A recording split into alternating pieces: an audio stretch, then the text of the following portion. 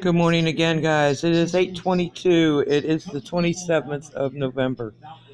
There was just another 5.2 north of Ascension Island. It was on the Discovery and the Australian Earthquake Center.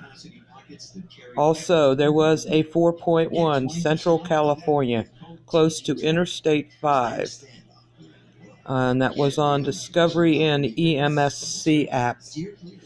There was a 4.5 Fiji Island region at 354 miles in depth.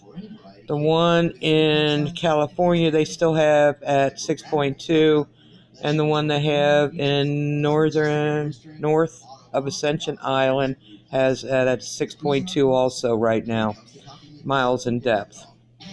Once again, there was a 5.2 north of Ascension Island. There's 2 earthquakes there now.